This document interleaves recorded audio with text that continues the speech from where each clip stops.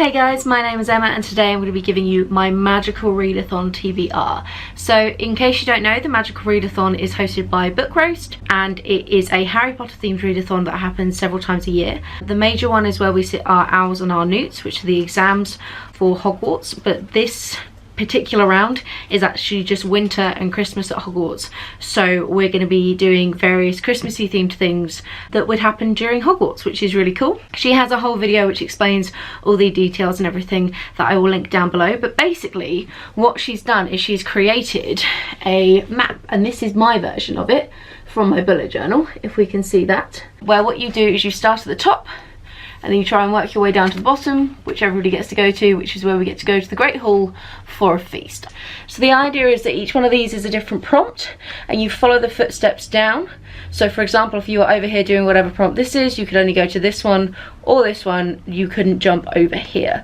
So what I'm going to do today is I'm going to talk through my plan route right now on what books are going to fit in with that, and then I do have some books that fit into some other ones because the dates of the readathon are at such a time that I've got plenty of time to read. I'll be officially done with work by that point for Christmas, so I can pretty much chill, and which means that I'm hopefully going to get loads of reading done. The first one is finish your coursework, which is just finish whatever book you've already started for the readathon, which I really like as a prompt because the number of times where I have to feel like I need to panic finish a book before a readathon starts, or I leave it on hold for an entire week and then I feel like I've really broken the flow of that book trying to come back to it. I have no idea what book it's going to be because I'm not reading it yet and the readathon doesn't start for at least another week. The dates are the 17th to the 26th. Look, I did them here in the Harry Potter font. That's fucking hard to draw, by the way, the Harry Potter font. Don't attempt that, or do if you want to waste like 3 hours of your life. If I had to guess, well, I'm currently reading Darker Shade of Magic by V. Schwab, but I should have that finished because I'm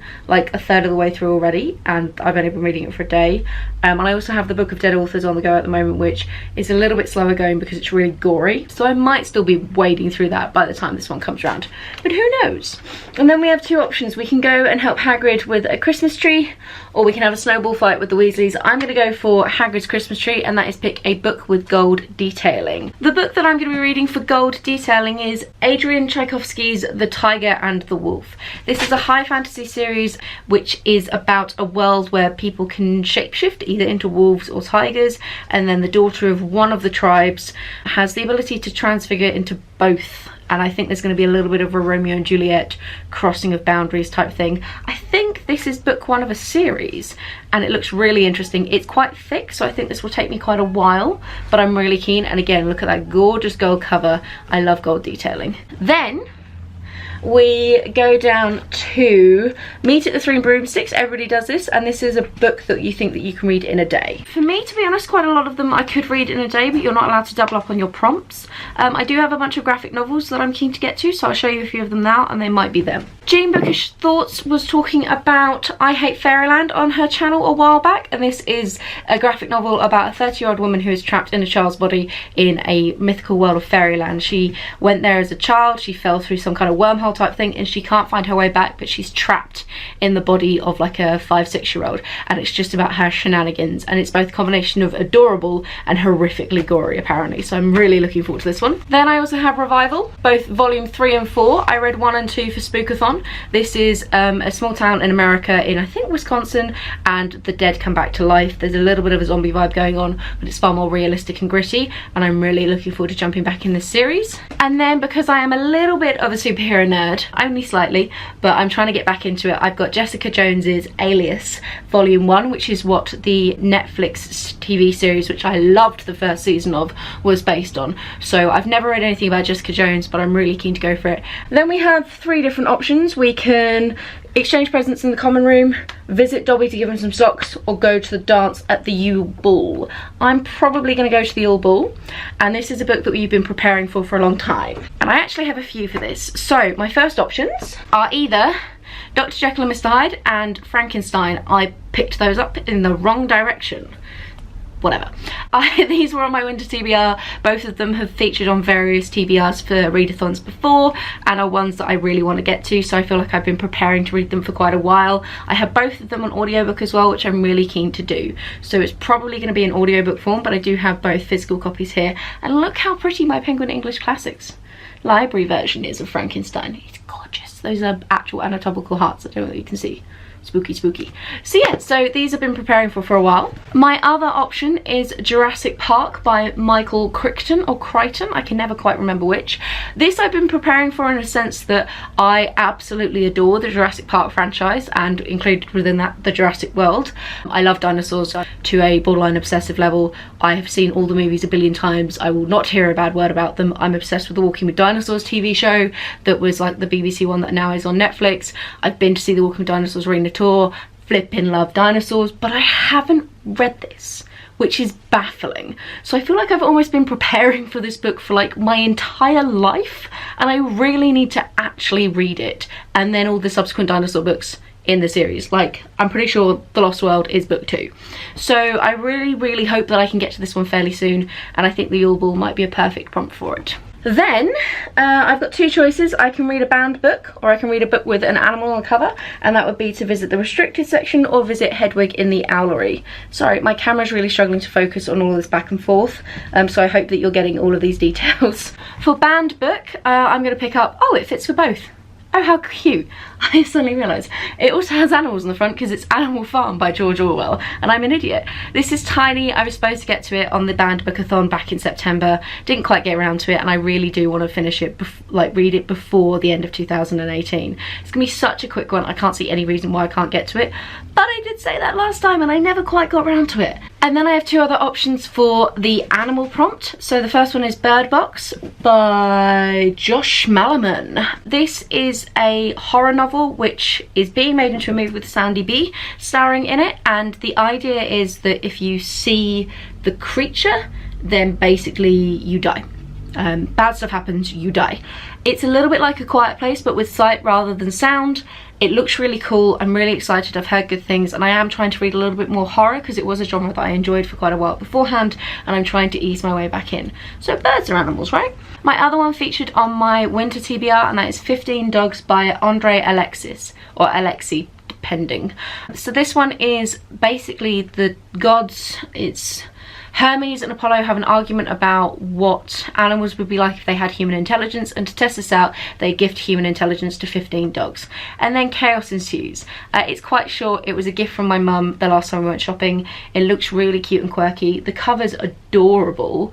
Like, the sketching is just so cute on this, and I really want to get to it soon. I might actually get to it before the Magical Readathon. I'm that excited about reading it, so if so, I've got plenty of backups for that prompt. And then that would technically get me to the Great Hall and the Great Feast, and you're supposed to watch a Harry Potter movie when you get to the Great Hall, or a movie that you like. I'm probably just going to read my favourite Harry Potter book, which is The Prisoner of Azkaban, and I'm probably going to do this when I'm away. So partway through the readathon, I'm actually flying to New York with my family for Christmas, which is super exciting. I've never been to America. This is like a big trip that we're doing with my family, kind of once in a lifetime sort of thing. So I do have a really long haul flight as part of the readathon, but the readathon ends on Boxing Day and we don't come back until the 28th. So I might end up reading the Harry Potter book on the way back rather than the way there. Or indeed, we might be curled up in a bit of a food coma or snugly in the hotel, so I might end up reading it on Boxing Day instead. Now, I do want to show you, there are some other prompts, and just thinking about the fact that I do have such a long time to read, including these really long haul flights, I wanted to give some other options of what I'm going to be doing, because I might take a different route. And actually I wanted to show you what I've done in my bullet journal to kind of help facilitate this. So this is my front bit. As you can see, I went a little bit extra with all the prompts, but there isn't space on here to put the books themselves because I didn't want to commit that early. So what I've done is I actually have made this a double spread, and I glued down the pages so that they flip open. Oh yeah, we get extra up in here. So on this side you can't really tell, let's close that for now. On this side you can't really tell, but that does actually say planned, and then I did try and draw a little Ravenclaw because I am probably 50-50 Ravenclaw Slytherin, depending entirely on what day I take the Pottermore quiz. So these are the planned books, and this is where I've written in some of my options, and you can see for some of them they do have multiple options, and there are some other ones for all the different prompts. And then on the other side we have my actual with my Slytherin one, and this is entirely empty, and this is all of the prompts, and it gives me space to write in what ones I actually end up doing, so I don't end up ruining my lovely spread that I spent many hours on and that I'm very proud of. Can you tell? I love bullet journaling so much. I'm just going to run through some of the other prompts that there are and what I might end up reading for them.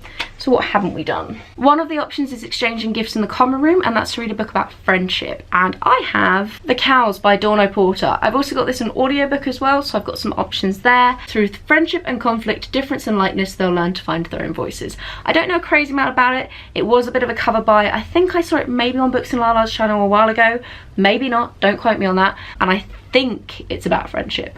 So this is an option. I could also read this for animals. I have so many animal books. I had no idea.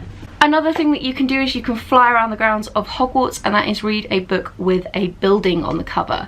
So I mentioned in my winter TBR that I'm going to be reading some ebooks on the flight specifically, because I really don't feel like carrying a crazy number of books actually with me to New York. Want to save that space for bringing back some American makeup that I can't buy over here. So one of the books I want to read from my winter TBR, which I do have in ebook form, is Mortal Engines by Philip Reeve. This is being made into a movie. It comes out on the 8th, which is tomorrow. Wow.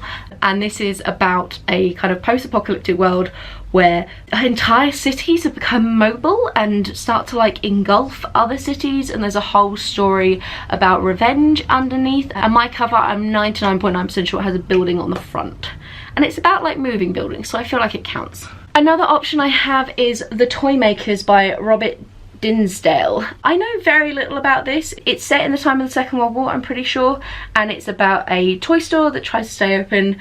There's some magical realism, I'm pretty sure. It's a very pretty cover. It's also got gold edging actually, so it could fit for my gold gilt one if I don't get around to the Tiger and the Wolf. It is quite big though, so I don't think either one would be an easier read than the other. And it does feel a little bit Christmassy.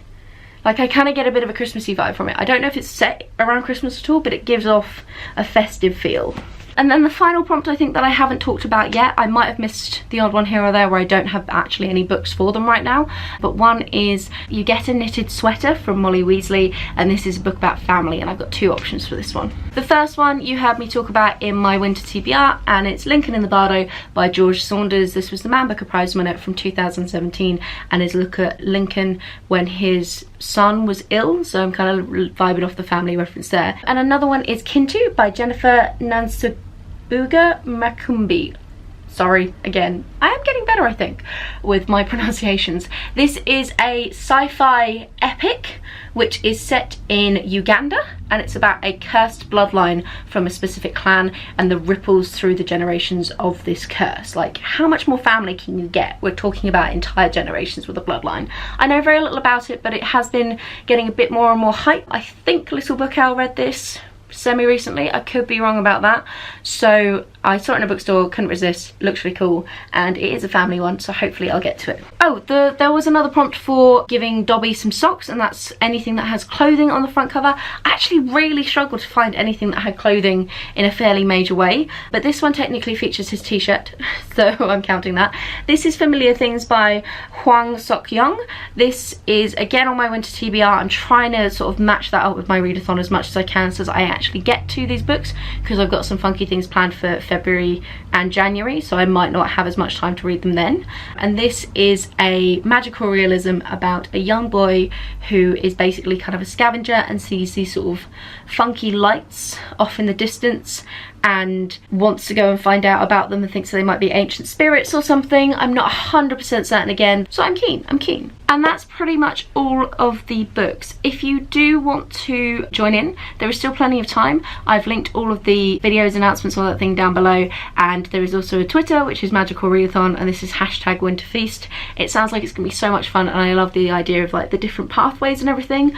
Plus it gave me an excuse to bust out the bullet journal and go completely OTT, which I adore doing. Like, you guys have got a bullet journal flip through coming fairly soon with all of this stuff because I absolutely love it. Have a wonderful reading week. Like, subscribe, comment, all of that jazz. Shout out to any lurkers out there who can't subscribe because they don't have a YouTube channel or they're not keen on that kind of thing. If you're watching my videos, I totally appreciate you, so thank you so much. Like, big heart. All that jazz. Wow, that was cheesy. Sorry. Yeah, cool. I'll chat to you soon. Bye.